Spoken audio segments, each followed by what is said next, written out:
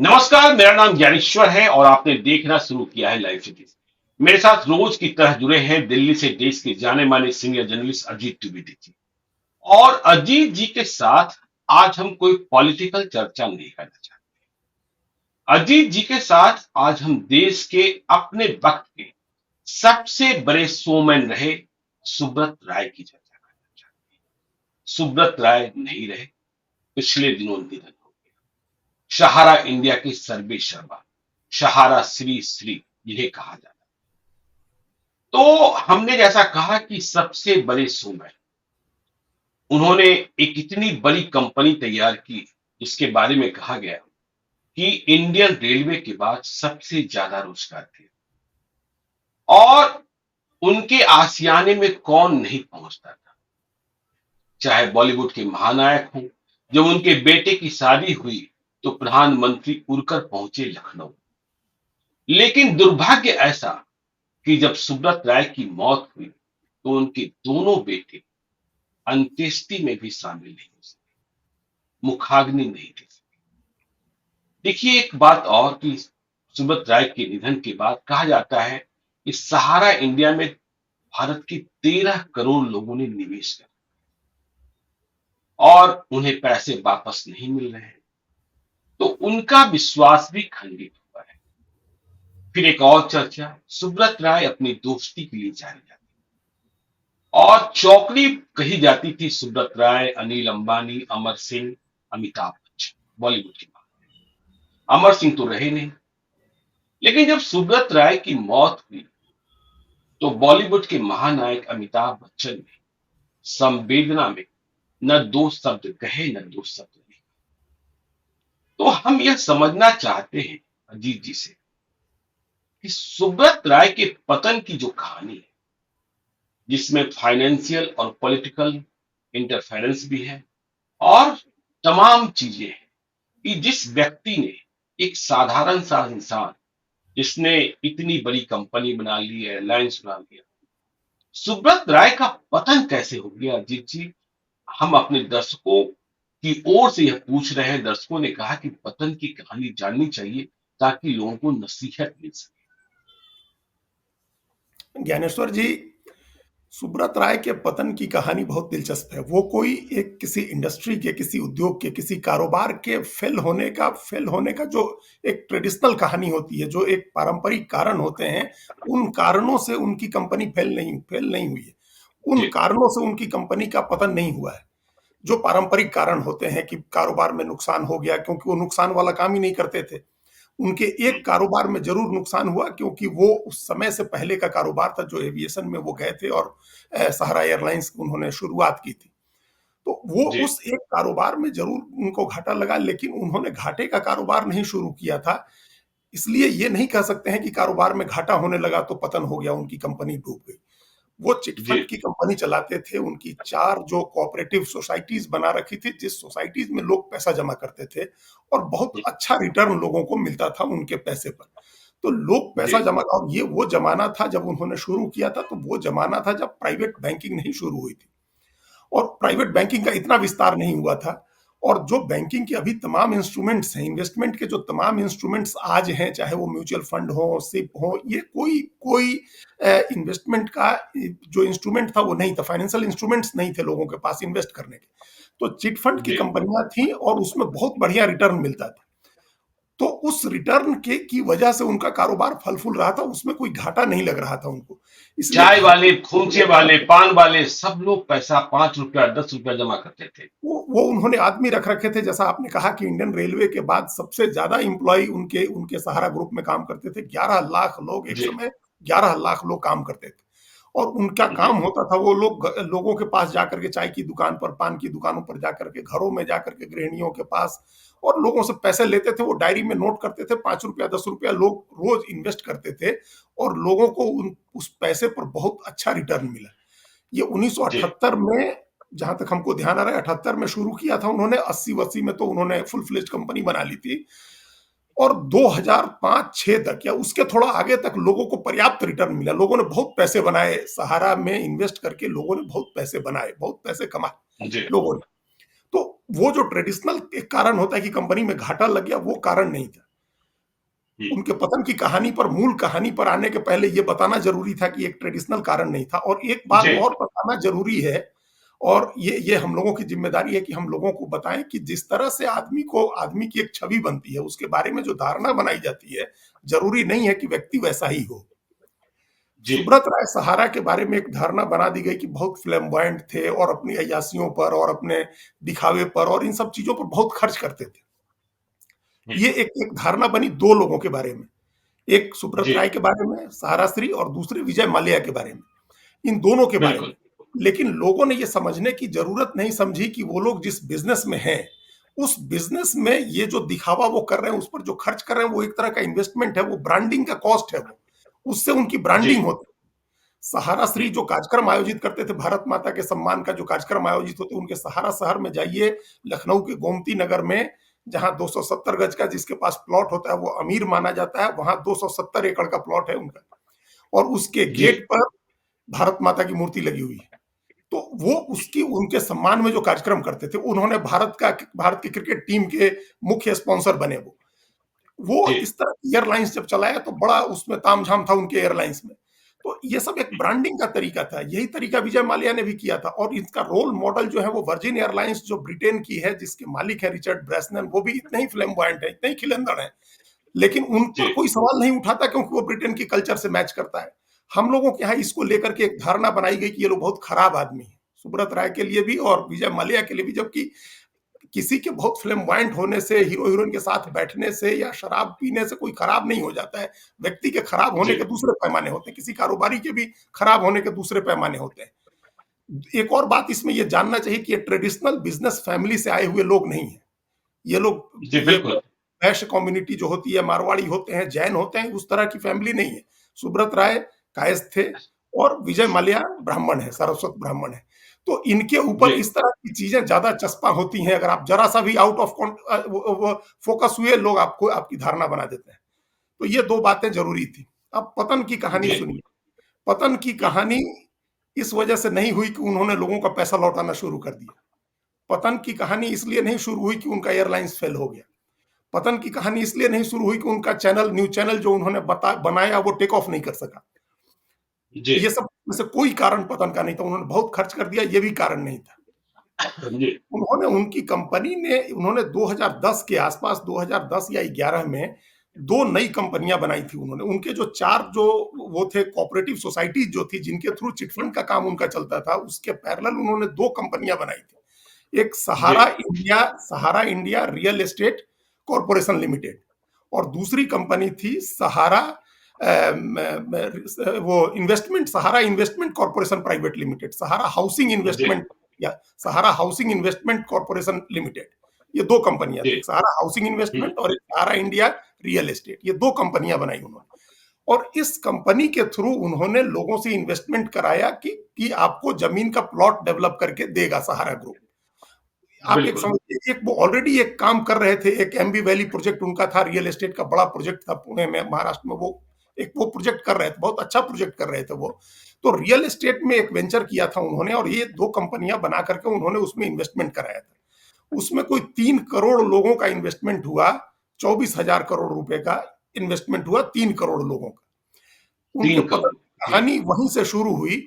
उस पर उस जी, समय पता नहीं किस कारण से जो सेबी के उस समय जो लोग थे, उनके साथ तकरार शुरू हुई, और उन लोगों ने इस पर सवाल उठाना शुरू कर दिया कि ये इन्वेस्टर जो है 3 करोड़, ये रियल इन्वेस्टर नहीं है, ये फेक इन्वेस्टर्स हैं, और जो पैसा इन्वेस्ट हो रहा है वो ब्लैक मनी है देश के बड़े लोगों का, जिसमें नेता भी होंगे, अधिकारी भी होंगे, दूसरे लोग भी होंगे, कि ये ब्लैक मनी है इन्वेस्ट हो रहा है इसमें। जी, यहां से कहानी शुरू हुई, और उसके बाद सेबी ने उनके ऊपर केस कर दिया, और उनसे ये कहा गया कि आप ये 3 करोड़ इन्वेस्टर्स के डिटेल्स दीजिए हमको।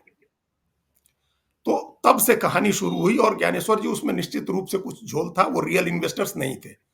वो इस बात से जी, भी पता चलता है, क्योंकि जब ये मामला आगे बढ़ा 2012 में, जब सुप्रीम कोर्ट में पहुंचा, तो सुप्रीम कोर्ट ने कहा कि नहीं, आप जो है इनका जो 24,000 करोड़ रुपया है वो आप जब्त करिए, और जो रियल इन्वेस्टर्स हैं उनके डॉक्यूमेंट मांगिए और उनको पैसा लौटाइए, ये फ्रॉड है, ये पूरी स्कीम फ्रॉड है। ये बात हो गई, जी, सेबी की पहल पर ये शुरू हुआ, और उस पूरी स्कीम को फ्रॉड बता दिया गया और पैसा सीज कर दिया गया। हुँ, पैसा जो सीज हुआ ज्ञानेश्वर जी, 31 मार्च 2023 तक, उस फंड में, उन दो कंपनियों के फंड में 25,153 करोड़ रुपए है। जी। 25,153 करोड़ रुपए। और जो 3 करोड़ इन्वेस्टर कहा गया, उसमें से कितने लोग आए पैसे लेने? उसमें से सिर्फ सिर्फ 19,000 लोग आए पैसे लेने। 3 करोड़ तो बाकी इन्वेस्टर। तो ढोल था ना। बिल्कुल। तो वही असली जी। काम होगा ना, कि जो सेबी सेबी को पता होगा, चूंकि अपने इंटेलिजेंस होते हैं सब लोगों के, और जी। वो जी। उनका नट बोल्ट टाइट करना होगा, हो सकता है किसी कारण से। जी। भाई अब जब रियल इन्वेस्टर का पैसा नहीं था, कोई शिकायत करने नहीं पहुंचा था कि हमारी जमीन के पैसे में हम्म। फ्रॉड हो रहा है। कोई एक आदमी शिकायत नहीं किया उसमें। उन्नीस जी। हजार लोग आए वो पैसा लेने, जिसमें से 17,000 लोगों का क्लेम सेटल कर दिया गया है। 2,000 लोगों के अच्छा। कागजों का वेरिफिकेशन नहीं हुआ है, तो उनका अभी वो सेटल नहीं हुआ है। 17,000 का वो सेटल हो गया है। और उनको कितने रुपए दिए गए? 138 करोड़ रुपए। जो लोग क्लेम लेने आए, उस 25,153 करोड़ रुपए में से वो सिर्फ 138 करोड़ रुपए लेकर के चले गए। 138 करोड़ रुपए का पेमेंट हुआ अभी तक। जी। तो ये चूंकि क्या, उस पैसा, एक बड़ा पैसा जमा हुआ था, 25,000 करोड़ रुपए जमा हुए थे। अगर वो उनका अकाउंट उस समय सीज नहीं होता, उस मामले में सेबी पीछे नहीं पड़ती, मामला सुप्रीम कोर्ट में नहीं जाता, पैसा जब्त करने की बात अगर नहीं होती, तो जो बिजनेसमैन करता है कि इस फंड का पैसा है या इस बिजनेस का पैसा है हमारा, इस बिजनेस से हम उसको पेमेंट करें, दूसरे आदमी को, दूसरा बिजनेस उससे चल रहा है, तो जी। फिर जो ये उसी समय डिफॉल्ट शुरू हुए।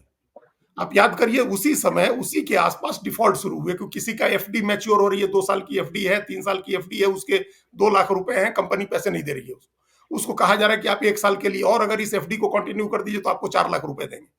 तो ये कहा जाने लगा, उसी समय ये डिफॉल्ट शुरू हुआ। और एकदम से किसी भी कंपनी का, हम कहते हैं दुनिया की सबसे बड़ी कंपनी का भी 25,000 करोड़ रुपए का अगर असेट आप जब्त कर लेते हैं, पैसा सीज कर देते हैं, फंड पर रोक लग जाती है, तो उस कंपनी को भगवान भी नहीं चलाए रख सकते हैं।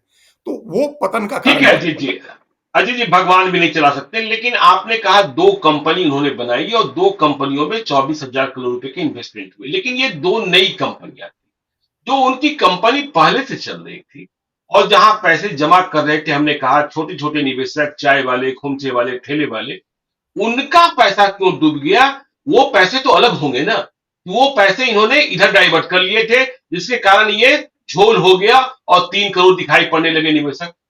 वो इधर भी आया होगा, और दूसरे जी। बिजनेस में भी थे जो बहुत मुनाफे का बिजनेस नहीं था। आप हम्म। मीडिया के पर्सन हैं और आपने अखबार लॉन्च किए हुए हैं, बड़े अखबार आपने देखे हैं।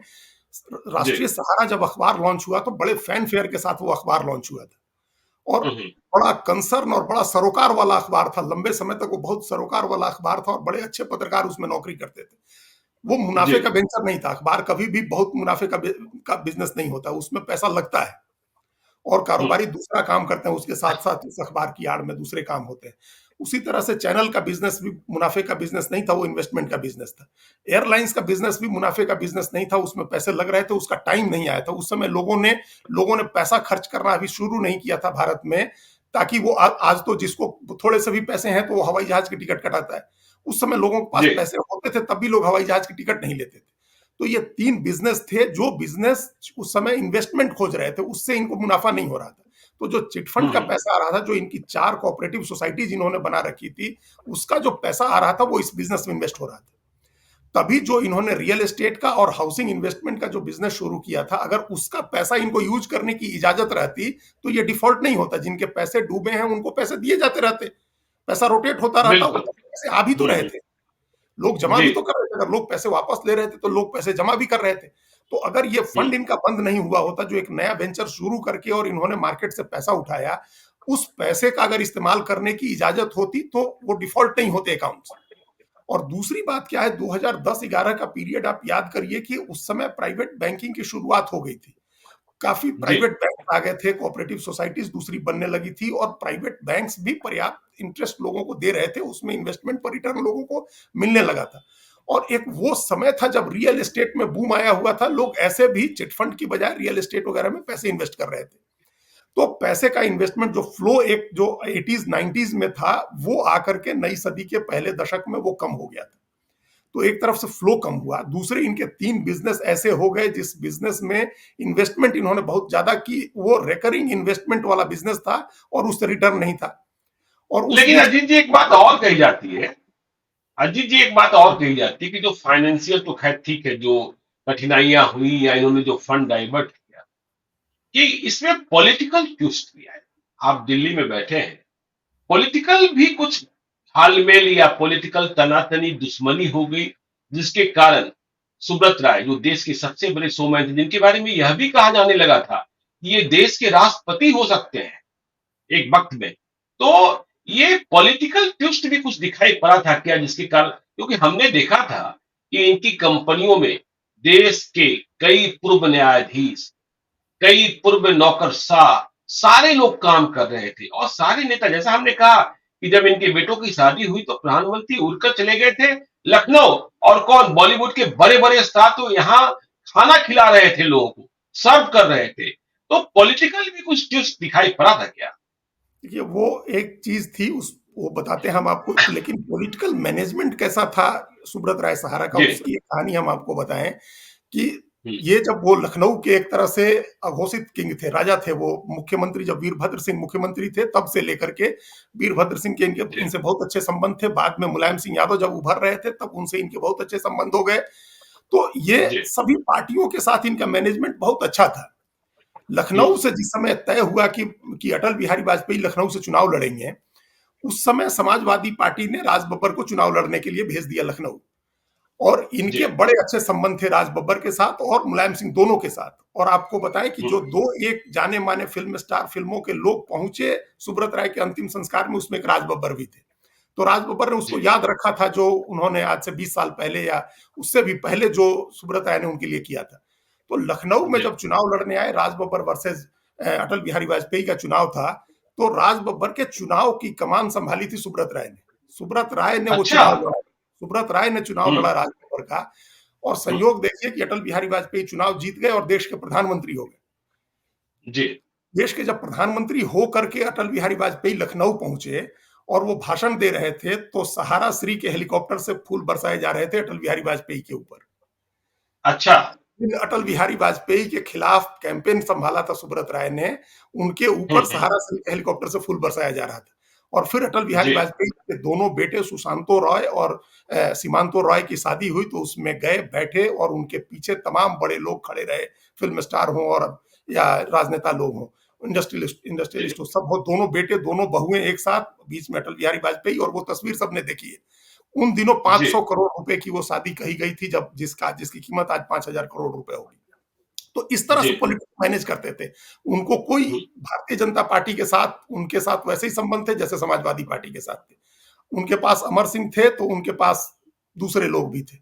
और आपको बताएं, जो पॉलिटिकल बात हो रही है, अभी नाम तो हम लोग नहीं ले सकते हैं, लेकिन जो सहारा डायरी पकड़ी गई थी उसका बड़ा किस्सा आया था, उसमें बड़े लोगों के नाम थे, बड़े लोगों के। आज जी। जो लोग, जो जिस पार्टी की सरकार है, जो लोग बहुत शीर्ष पर हैं सत्ता के, उसमें से अनेक लोगों के नाम थे उस डायरी में। सबको पैसे गए थे चुनाव लड़ने के लिए, बेशक सारे नेताओं को चंदा जाता है, तो चंदा गया हुआ था। तो वो एक एक सभी पार्टियों को मैनेज करके चलते थे। लेकिन वो एक टर्मोइल का भी टाइम था, 2010-11 का टाइम जो था, एक टर्मोइल का टाइम था।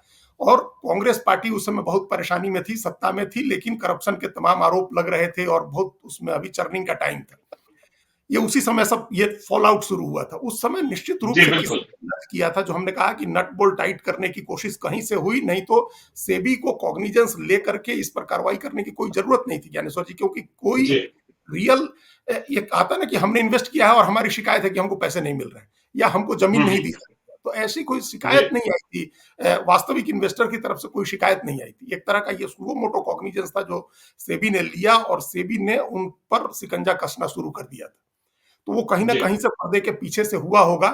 और ये रिजीम चेंज हुआ और ये नई सरकार बनी 2014 में, उसके 2-4 महीने पहले ही ये अरेस्ट हो गए थे। क्या पता उसके बाद हम्म। क्या तस्वीर होती अगर उस समय अरेस्ट नहीं हुए होते तो।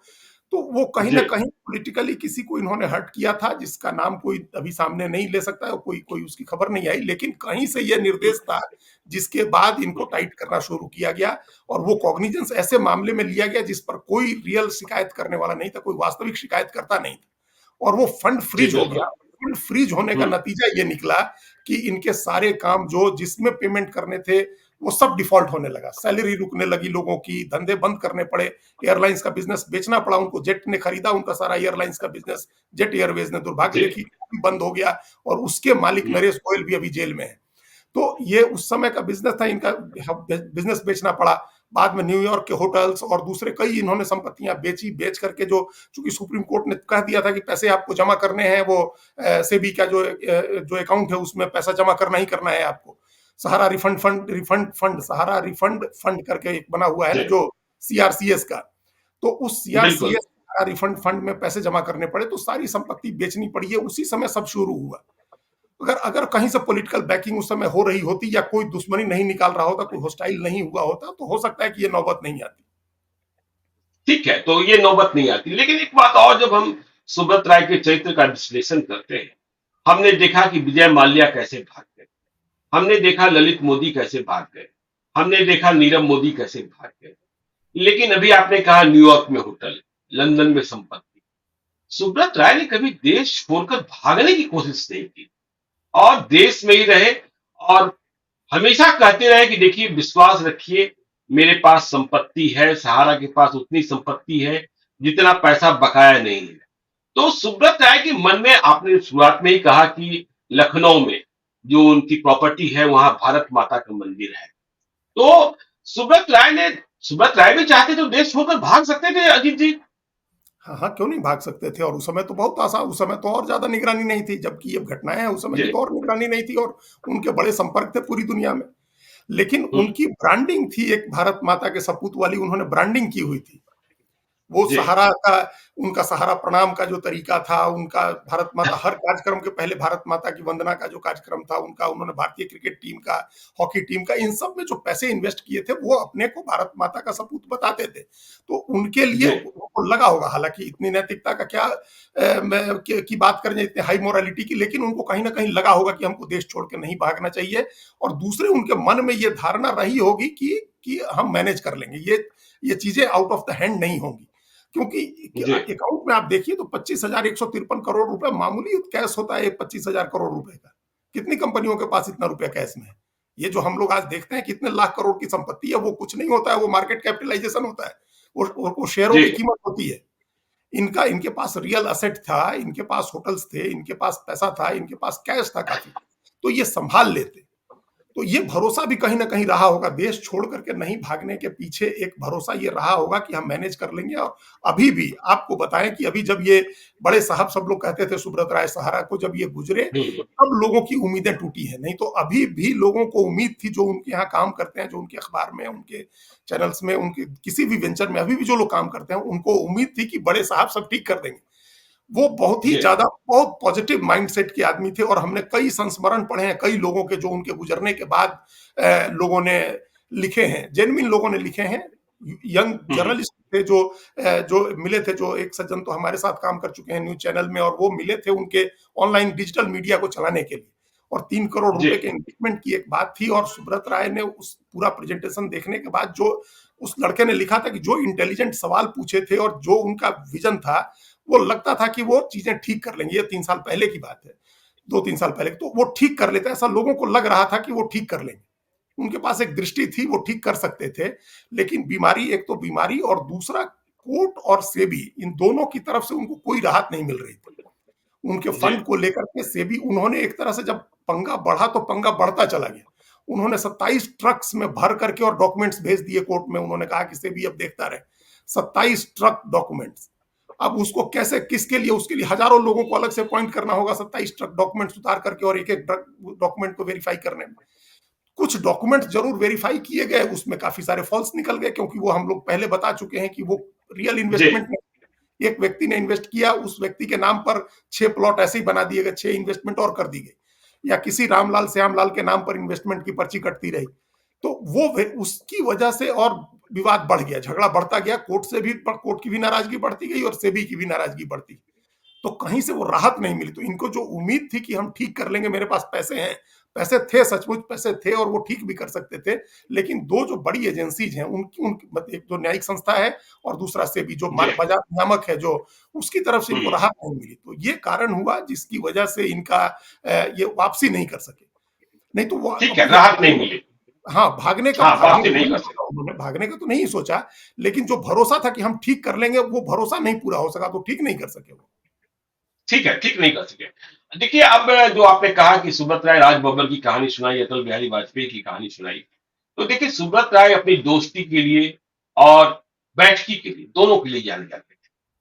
और 4 लोग, सुब्रत राय, अमिताभ बच्चन, अमर सिंह, अनिल अंबानी, इनकी दोस्ती की कुछ कही अनकही कहानियां आपने सुन रखे हैं, या फिर हमने जो ओपनिंग रिमार्क्स में कहा था कि लोगों को बड़ा ताज्जुब हुआ कि अमिताभ बच्चन, जिन्हें संकट के दिनों में सुब्रत राय ने सबसे बड़ी मदद की थी, कंधा दिया था, उन्होंने सुब्रत राय की मौत पर 2 शब्द भी न लिखे, न 2 शब्द लिखा उन्होंने और न 2 शब्द कहा।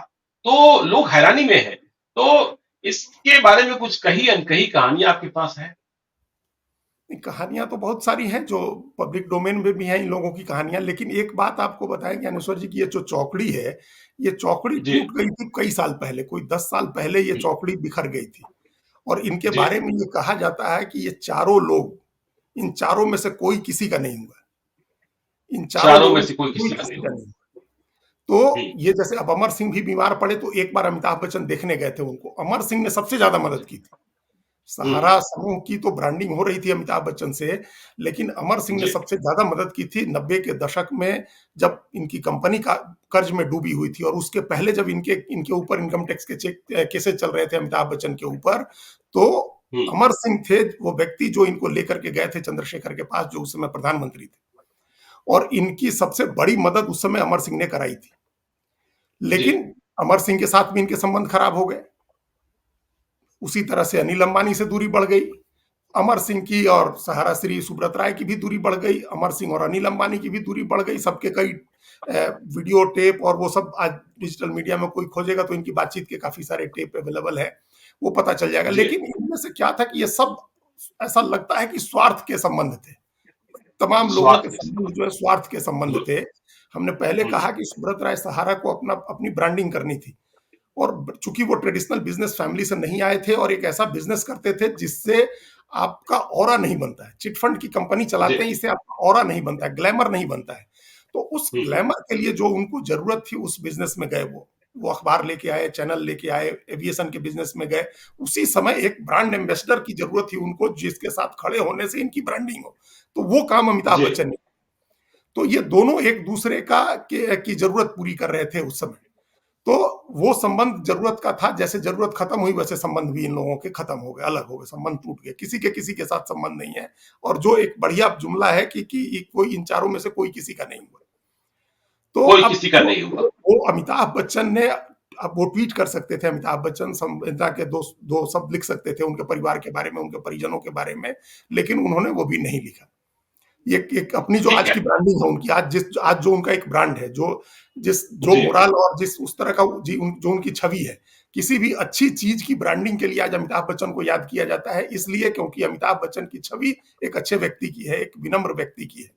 तो एक अच्छा व्यक्ति कैसे किसी ऐसे आदमी की इसके लिए संवेदना लिख सकता है जिसके बारे में धारणा अच्छी नहीं है। वो हमेशा इस बात को लेकर के कॉन्शियस रहते हैं, इसलिए उन्होंने नहीं किया। नहीं लिखा, चलिए ठीक है। लेकिन देखिए, ऐसी क्या बात हो गई कि सुब्रत राय साहब नहीं रहे और उनके 2 बेटे, वे भी अंत्येष्टि में शामिल नहीं हो सके, अपने पिता को मुखाग्नि नहीं दे सके, पिता को बेटे की मुखाग्नि नहीं मिली। यह कौन-सी मजबूरी आ गई थी? ये इस बारे में पूछा गया था स्वप्ना राय से, जो उनकी पत्नी है, उनसे पूछा जी, गया कि भाई आपके 2 बेटे हैं और दोनों बेटे नहीं आए अपने पिता के अंतिम संस्कार में। तो उन्होंने सिर्फ इतना कहा, एक लाइन का बड़ा सीधा सा सपाट सा उनका जवाब था कि दोनों विदेश में हैं और किसी कारण से नहीं आ सके। अब एक जी, ग्रीविंग वाइफ से जो दुख मना रही है अपने पति के निधन का, उससे कोई क्या कारण पूछता है कि किस कारण से आपके बेटे नहीं आए? तो वो कारण हुँ, पूछा नहीं गया, वो कारण रह गया। विदेश में जी, हैं, ये विदेश में होना हुँ, कोई कारण नहीं है, क्योंकि जिस पोते ने मुखाग्नि दी वो भी विदेश में ही था। हिमांक हुँ, राय जिन्होंने अंतिम संस्कार किया वो लंदन में थे, लंदन में पढ़ाई कर रहे थे, 16 साल उनकी उम्र है, और वो अपने दादा के निधन की खबर सुन करके लंदन से मुंबई आए और फिर मुंबई से लखनऊ आकर के उन्होंने अंतिम संस्कार में हिस्सा लिया, अंतिम संस्कार किया। तो विदेश में है इसलिए नहीं आए, ये कोई कारण नहीं है, क्योंकि पोता तो विदेश से ही आया, उसी ने अंतिम विदेश से ही हुँ, आकर के हुँ, अंतिम संस्कार किया। ये जी, ऐसा लग रहा है कि जो केसेज हैं उसमें चूंकि वो दोनों डायरेक्टर हैं कंपनी के, और हुँ, ये अभी हो सकता है गिरफ्तारी नहीं हो चुकी, अब तो केस काफी आगे एडवांस स्टेज में है, लेकिन पूछताछ के लिए बुलाया जाता, जब अगर वो लोग भारत आते तो हो सकता है कि उनको पूछताछ के लिए बुलाया जाता। चिट फंड के केसेज में उनसे पूछताछ हो सकती थी कि भाई क्यों फंड लोगों के डिफॉल्ट हुए लोगों के पैसे क्यों नहीं दिए गए। और ये जो दोनों कंपनियां हैं, एक रियल एस्टेट की जो कंपनी है सहारा रियल एस्टेट कॉरपोरेशन लिमिटेड, और सहारा इन्वेस्टमेंट का जो है हाउसिंग इन्वेस्टमेंट कॉर्पोरेशन लिमिटेड, इसके बारे में जरूर जी। पूछा जाता है क्योंकि उसके इन्वेस्टमेंट की जांच हो रही है। अभी वो हुँ, जांच हुँ। बंद नहीं हुई है। जो इन्होंने 27 ट्रक में भर के कागजात दिए थे उसमें अनेक कागजों में गड़बड़ी पकड़ी गई है। रियल इन्वेस्टर नहीं मिला है, जिसके नाम से इन्वेस्ट किया उस नाम का कोई आदमी एग्जिस्ट नहीं करता है, जो पता दिया गया वो पता भी एग्जिस्ट नहीं कर सकता नहीं करता है। तो ऐसे कई जी, मामले आए हैं, तो उनके बारे में हो सकता है पूछताछ होती, और पूछताछ होने के बाद हो सकता है कि रोक लिया जाता है हिंदुस्तान में, हो सकता है कि पासपोर्ट जब्त करने को कह दिया जाए, हो सकता है कि लुकआउट सर्कुलर जारी हो जाता है कि वो लोग विदेश न जा सकें फिर। तो ये हमको ऐसा लग रहा है, कोई कानूनी आदमी इस पर कानूनी पक्ष बताएगा, क्योंकि वो दोनों एक्यूज नहीं है कहीं, इसलिए दोनों एक चूज़ दें। आ तो सकते जी, थे लेकिन नहीं आए। तो उसके पीछे कहीं ना कहीं ये एक भय है कि जो अभी जांच चल रहा है, जो हॉस्टिलिटी है, आप देखिए हॉस्टिलिटी तो है। अभी मध्य प्रदेश में कई जगह से सुनने को मिला, जो लोग गए वहां चुनाव प्रचार कवर करने, उन लोगों ने कहा कि कई जगह लोग प्रदर्शन कर रहे थे कि सहारा में मेरा पैसा जमा है, वो निकलेगा तभी हम हुँ, वोट करेंगे। कई जगह इस तरह के जी, प्रदर्शन हुए, हालांकि उसमें भी कोई हुँ, पैसा लेने नहीं आ रहा है ज्ञानेश्वर जी। ये अजीब सी बात है, ये कमाल की बात है कि कहा जा रहा है कि 10,000 करोड़, 10 करोड़ आदमी का इन्वेस्टमेंट है, और उसके लिए जो 13 सुप्रीम करोड़ कोर्ट, होगा। 10 करोड़ वो था, 3 करोड़ ये जमीन वाला था, ये जी, तीनों मिला, कुल जी, मिला के जी, हमको लगता है 13 करोड़ था। तो जी, उसमें उन 13 करोड़ लोगों में से अभी सिर्फ 18 लाख आदमी आया उस पोर्टल पर रजिस्टर करा करके पैसा लेने। जुलाई में जो पोर्टल लॉन्च किया केंद्रीय गृह मंत्री और केंद्रीय सहकारिता मंत्री अमित शाह ने, चूंकि जो जी, सीआरसीएस है, central registrar of companies cooperative cooperative societies, society. Cooperative societies का जो एक फंड बना हुआ है, उस फंड में सुप्रीम कोर्ट के आदेश से 5,000 करोड़ रुपए डाले गए। तो उस जी, 5,000 करोड़ खत्म होगा तब फिर और पैसे आएंगे, चूंकि 25,000 करोड़ तो है ही, वहां से पैसे आ जाएंगे। हुँ, लेकिन हुँ। उसमें भी सिर्फ 18 लाख लोग रजिस्ट्रेशन करा करके पैसे ले गए। तो ये भी अजीब सी बात है, जब इतने लोगों का, ये तो 10 करोड़ लोग कम थोड़े होते हैं, 10 करोड़ लोगों का अगर इन्वेस्टमेंट है, और 10 करोड़ लोगों का इन्वेस्टमेंट 18 जितना, लाख अजीत जी 18 लाख लोग ले गए कि 138 करोड़ ही भुगतान हुआ? 18 लाख नहीं, लोग रजिस्ट्रेशन एक कराया सौ है। अड़तीस करोड़ का जो भुगतान हुआ है, वो जी, वो रियल एस्टेट वाली कंपनी में है, उसमें सिर्फ 17,000 अच्छा, लोग, 19,000 आए थे। उन उन्नीस जी, हजार लोगों में से 17,000 को 138 करोड़ रुपया मिला है। करोड़ का भुगतान। जी, और ये चिटफंड वाली कंपनी है, जिस चिटफंड का जो पोर्टल लॉन्च किया अमित शाह ने, और जिसको डायरेक्टली गृह मंत्रालय, सहकारिता मंत्रालय मॉनिटर कर रहा है, जी, उसमें 18 लाख लोगों ने अभी तक रजिस्ट्रेशन कराया है। हो सकता है आगे और लोग कराए, चूंकि वो अगस्त में ही शुरू हुआ है। तो उसमें अठारह जी। लाख लोगों ने रजिस्ट्रेशन कराया है, उसके लिए 5,000 करोड़ का फंड पड़ा हुआ है। उस हुँ, 5,000 करोड़ हुँ। सुप्रीम कोर्ट ने ऑर्डर दिया, ये खत्म हो जाएगा तो और फंड आएगा। अमित शाह ने कहा है कि हम एक एक आदमी को उसका पैसा लौटाएंगे। अब ये लोग चलिए जो आखिरी सवाल पर आते हैं। पहला जो ट्रेंड जिसमें था कि ये था कि 10,000 से नीचे तक जिसका इन्वेस्टमेंट था उसको हम देंगे, तो उसमें 18 लाख लोग जी, आए। और तीस जी, हजार दूसरा ब्रैकेट जो है वो 30,000 रुपया इन्वेस्ट करने वालों का है, उसमें भी सिर्फ 2.5 करोड़ लोग हैं।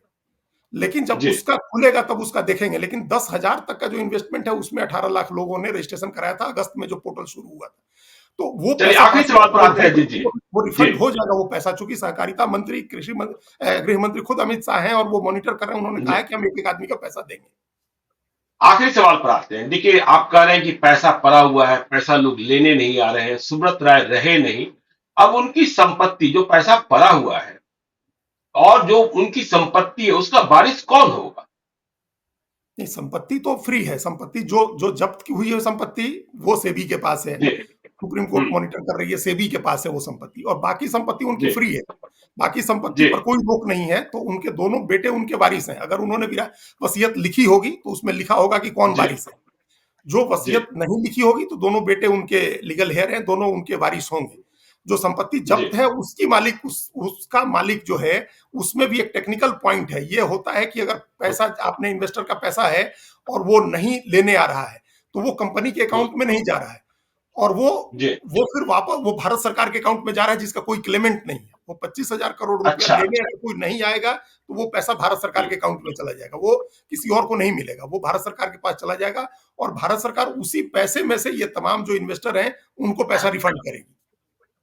चलिए, तो बहुत बहुत धन्यवाद। हमने आज समझा सुब्रत राय की कहानी के बारे में, कैसे वे ऊपर गए और कैसे नीचे आए, अब तो रहे नहीं।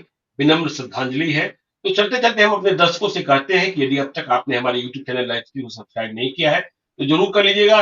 और यदि इस वीडियो को आप फेसबुक पेज के माध्यम से देखें तो पेज को लाइक कीजिएगा, ट्विटर पर भी हमें फॉलो कीजिए। धन्यवाद।